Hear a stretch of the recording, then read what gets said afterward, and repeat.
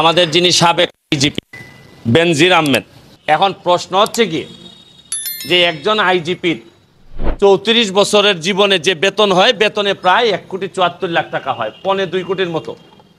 কিন্তু দেখা যাচ্ছে যে শত শত কোটি টাকার মালিকানা ওনার আছে, যেগুলা কাগজের হিসাবে আসছে, আর বে হিসাবে যে কি আসছে এটা একমাত্র আল্লাহ মাহবুদ ছাড়া তো আর কেউ জানেন না, বা কি আছে ওনার। দুর্নীতি দমন কমিশনের শিডিউলের মধ্যে পড়ে, অবশ্যই কমিশন আইনি যথাযথ ব্যবস্থা নিবে। এখানে ব্যক্তি মুখ্য নয়, যেটা আমি আগেও বলেছি। এটা কোন ব্যক্তি কে আইজিপি না, that is not the issue. তাদের বর্ণনা মতে, পত্রিকায় প্রকাশের সংবাদের বর্ণনা মতে এই ধরনের কোনো সম্পত্তি যেগুলো বলেছে আমাদের নাই, যদি কেউ প্রমাণ করতে পারেন তাহলে আমার এবং আমার পরিবার হাসি মুখে সেই ব্যক্তিকে বা সেই গ্রুপকে আমরা সেই সম্পত্তি বিনা পয়সা লিখে দেবো। সাবেক আইজিপি জনাব বেনজির আহমেদের বিরুদ্ধে অবৈধ সম্পদ অর্জনের অভিযোগ অনুসন্ধানের জন্য অনুমোদন দেওয়া হয়। আসসালামু আলাইকুম বন্ধুরা, আশা করি সবাই ভালো আছেন। আল্লাহর অশেষ রহমত, আমিও ভালো আছি। শুরুতে যে ভিডিওটি দেখলেন, আজকের ভিডিওটি খুবই গুরুত্বপূর্ণ। আশা করি শুরু থেকে শেষ পর্যন্ত আমাদের সাথেই থাকবেন। প্রায় 2 বছর আগে অবসরে দেওয়া পুলিশের সাবেক আইজিপি বেনজির আহমেদ এর দুর্নীতি নিয়ে প্রতিবেদন করেছেন কালের কণ্ঠ। এরপরেই সারা দেশেই এই বিষয়টি নিয়ে আলোড়ন সৃষ্টি হয়েছে। শুধু বেনজির আহমেদই নয়, তার পরিবারের উপরেও দুর্নীতির অভিযোগ উঠেছে। তার স্ত্রী এবং 2 কন্যার বিরুদ্ধেও আছে এই দুর্নীতির অভিযোগ। 18ই এপ্রিল হবিগঞ্জ 4 আসনের এমপি ও সুপ্রিম কোর্টের আইনজীবী সৈয়দ সাইদুল হক সুমন তিনি বলেন যে বেনজির আহমেদের বিরুদ্ধে প্রায় 1000 কোটি টাকার দুর্নীতির অভিযোগ উঠেছে। রিপোর্টে আসছে যে তার বিরুদ্ধে এই অভিযোগ। তার দুর্নীতি অনুসন্ধান করে প্রয়োজনীয় আইনানুগ ব্যবস্থা গ্রহণের জন্য দুর্নীতি দমন কমিশনে আপিল করেছেন ব্যারিস্টার সুমন। এই বিষয় নিয়ে আরো যে বিস্তারিত ব্যাখ্যা দিয়েছেন ব্যারিস্টার সুমন, চলুন আমরা তার মুখ থেকেই শুনে আসি। আমাদের যিনি সাবেক আইজিপি বেনজির আহমেদ, উনি বেশ কিছুদিন আমাদের এখানে সফলতার সাথে এই চাকরিতে ছিলেন। তো ওনার যে সম্পদের ফিরিস্তি কালের কণ্ঠের মাধ্যমে আমরা জানলাম। জানার পর আমার কাছে মনে হয়েছে যে এইটা একটা বিরাট বড় অশনি সংকেত। দেখা যাচ্ছে যে রিপোর্ট পত্রিকায় আসছে, এবং নিশ্চয়ই ওনারা অনেক রিসার্চ করে, একটা কালের কণ্ঠের মতো একটা পত্রিকায় রিসার্চ করে বিভিন্নভাবে এই অনেক ভালো এভিডেন্স ছাড়া তো নিশ্চয়ই এটা করার কথা না। আমার জানা মতে আমি গতকালকে দেখলাম সাবেক আইজিপি মহোদয় বেনজির আহমেদ উনি নিজে একটি লাইভ করেছেন। লাইভ করে উনি ওনার বক্তব্য কিছু স্বীকার করেছেন, কিছু অস্বীকার করেছেন।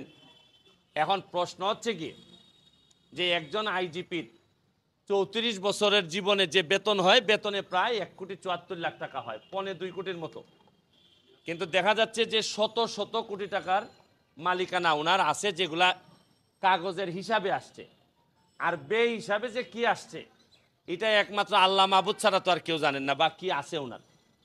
এখন দেখা যাচ্ছে ওনার মেয়ে এবং ওনার ওয়াইফ দুইজনেরই কোনো ইনকামের কোনো লাইনই ছিল না, বা এরা তো ইনকামও করে না। তারপরও 6টা কোম্পানি থেকে শুরু করে কোটি কোটি টাকার সম্পদ উনি বানাইছেন। এবং মজার বিষয় হচ্ছে কি, গোপালগঞ্জের মতো জায়গায় 600 বিঘা, 800 বিঘা আরও পাশে, কত হয় 800 1400 বিঘা।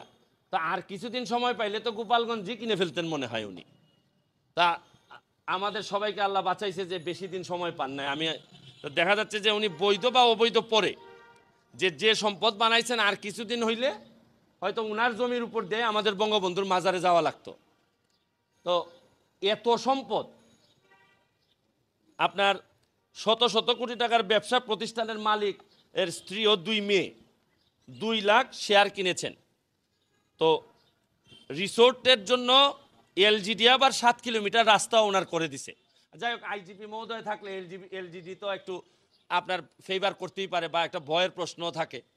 তাই এখন প্রশ্ন হচ্ছে কি, বৈধ অবৈধ, এখন প্রশ্ন হচ্ছে কি, এত সম্পদের রিপোর্ট আসার পর আমি ভাবছিলাম যে আমার মনে আশা লাগবে না।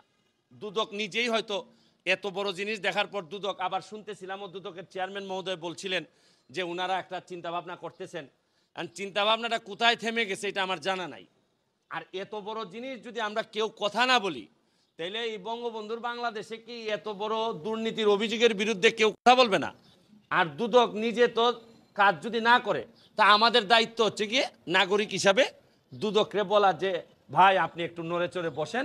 এটলিস্ট আমরা তো বলছি না যে উনি দুর্নীতি করেছেন, আমরা বলছি যে অভিযোগটা আসছে এটা বাংলাদেশের মানুষের সামনে, জাতির সামনে পরিষ্কার হোক।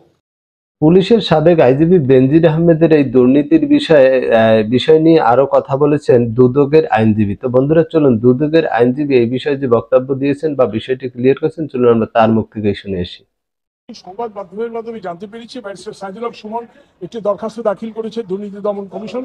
প্রাক্তন আইজিপি বেনজির সংক্রান্ত যেই খবর সংবাদ ছাপা হয়েছে তার উপর ভিত্তি করে বিষয়টা আমি নিশ্চিত হয়েছি দুর্নীতি দমন কমিশন থেকে।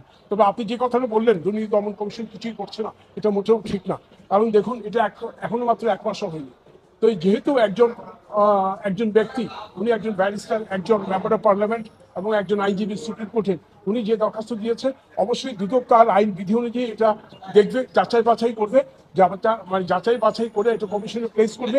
কমিশন যদি ইনকোয়ারি যদি মনে করে তথ্য উপাত্ত সঠিক আছে বা যাচাই বাছাইয়ের পর এটা দুর্নীতি দমন কমিশনের শিডিউলের মধ্যে পড়ে, অবশ্যই কমিশন আইনি যথাযথ ব্যবস্থা নেবে। এখানে ব্যক্তি মুখ্য নয়, যেটা আমি আগেও বলেছি। এটা কোন ব্যক্তি কে আইজিপি না, that is not the issue. দুর্নীতি দমন কমিশন দেখে যেই এলিগেশনটা আসবে, যেই অভিযোগটা আসবে, সেই অভিযোগটা তার ধর্তব্যের মধ্যে আছে কিনা, অর্থাৎ তার তফসিলভুক্ত অপরাধের মধ্যে পড়ে কিনা, নাম্বার 1। নাম্বার 2, কমিশন দেখবে যেই ডাটাগুলি দিয়েছে সেই ডাটাগুলো ওনারা নিজেরা এক্সামিন করে এটা সত্যতা কতটুকু। যদি সত্যতা পায় অবশ্যই কমিশন আইনানুগ তার বিরুদ্ধে যা করার সেটা অবশ্যই। তো বন্ধুরা আমরা ব্যারিস্টার সুমন এবং দুর্নীতি দমনের যে দুদকের যে আইনজীবী তার বক্তব্য শুনলাম। এবারে আমরা যে বিরুদ্ধে এই অভিযোগ সরাসরি সাবেক আইজিপি পুলিশের বেনজির আহমেদ, তিনি এই দুর্নীতি যে তার বিরুদ্ধে অভিযোগ উঠেছে এটা এই বিষয় নিয়ে মুখ খুলেছেন। তিনি দাবি করেছেন যে তার বিরুদ্ধে তার পরিবারের সম্পদ নিয়ে প্রকাশিত যে সংবাদ, যেসব অভিযোগ উত্থাপন করা হয়েছে সেগুলোর বেশিরভাগই মিথ্যা এবং বানোয়াট বলে দাবি করেছেন তিনি বলেন যেসব সম্পত্তি অর্জনের তথ্যকে মিথ্যা বলেছেন তিনি, কেউ যদি সেই তথ্যকে সত্য হিসেবে প্রতিষ্ঠা করতে পারেন বা সেই সম্পত্তি সেই ব্যক্তি বা প্রতিষ্ঠানকে লিখে দিবেন এটাই তিনি জানিয়েছেন। তো বন্ধুরা এই বিষয়ে তিনি আরো যে কথাগুলো বলেছেন চলুন আমরা তার মুখ থেকে শুনে আসি।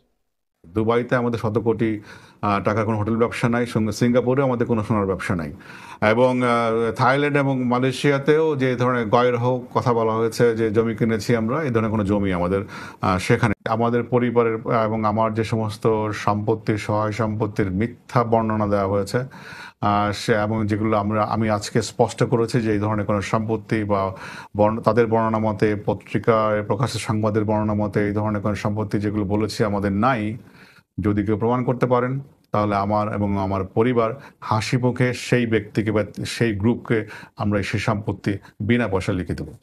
এই ধরনের অপপ্রয়াস কিন্তু ভবিষ্যতে যারা সৎ পথে স্বচ্ছতার সঙ্গে চাকরি করতে চান এবং জনগণের জন্য কাজ করতে চান তাদেরকে নিয়ে উৎসাহিত।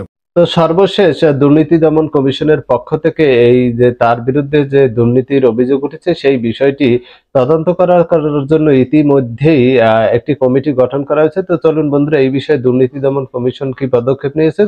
বিগত 31 মার্চ 2024 তারিখ সাবেক আইজিপি জনাব বেনজির আহমেদের বিরুদ্ধে অবৈধ সম্পদ অর্জনের একটি প্রতিবেদন জাতীয় দৈনিক পত্রিকায় প্রকাশিত হয়। পরবর্তীতে 1 এপ্রিল ও 2 এপ্রিল 2024 তারিখে আরও কিছু ইলেকট্রনিক মিডিয়ায় একই প্রকৃতির অভিযোগ প্রকাশিত হয়। এই সকল অভিযোগসমূহের বিষয়ে দুর্নীতি দমন কমিশন বিধিমালা 2007-এর 3 নম্বর বিধির আওতায় কার্যক্রম শুরু করা হয়। দুর্নীতি দমন কমিশন আইন 2004-এর 15 নম্বর ধারার বিধান মতে বর্ণিত অভিযোগসমূহ গণমাধ্যমে প্রকাশিত হওয়ার পরই 2 জন মাননীয় কমিশনার দেশের বাইরে অবস্থান করেন এবং ঈদ উল ফিতরের দীর্ঘ ছুটি থাকায় সকল কমিশনারের উপস্থিতিতে কমিশনারের পরবর্তী প্রথম যে সভাটি হয় সেটি হচ্ছে 18 এপ্রিল 2024 তারিখে। উক্ত সভায় সাবেক আইজিপি জনাব বেনজির আহমেদের বিরুদ্ধে অবৈধ সম্পদ অর্জনের অভিযোগ অনুসন্ধানের জন্য অনুমোদন দেওয়া হয়। সংশ্লিষ্ট আইন ও বিধি মোতাবেক নির্ধারিত সময়সীমার মধ্যে অনুসন্ধান সমাপ্ত করে আইনানুগ ব্যবস্থা গ্রহণ করা হবে। আমাদের কমিশন সভায় 3 সদস্য বিশিষ্ট একটি কমিটি গঠন করা হয়েছে এবং এই কমিটিকে তদারকি করার জন্য একজন তদারককারী কর্মকর্তা নিয়োগ করা হয়েছে। এই অনুসন্ধান কার্যক্রম চলাকালীনই আসলে অনুসন্ধানের ধারাবাহিকতা যা যা প্রয়োজন সকল কিছু বিধি মোতাবেক সংগ্রহ করা হবে।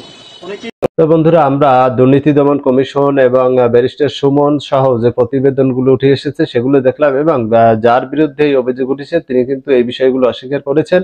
তো বন্ধুরা, আপনারা কি মত যে আসলে যে পুলিশের যে সাবেক আইজিপি বেনজির আহমেদ তিনি কি দুর্নীতির সাথে জড়িত আছেন কি নেই, সেই বিষয়টি চাইলে বা এই ভিডিও সম্বন্ধে আপনাদের কোনো মতামত থাকলে অবশ্যই কমেন্ট বক্সে কমেন্ট করে জানাতে পারেন। আর নিয়মিত সকল ভিডিও পেতে আমাদের চ্যানেলটি সাবস্ক্রাইব করে আমাদের পাশেই থাকুন। দেখা হবে আগামী ভিডিওতে। সে পর্যন্ত ভালো থাকবেন। আল্লাহ হাফেজ।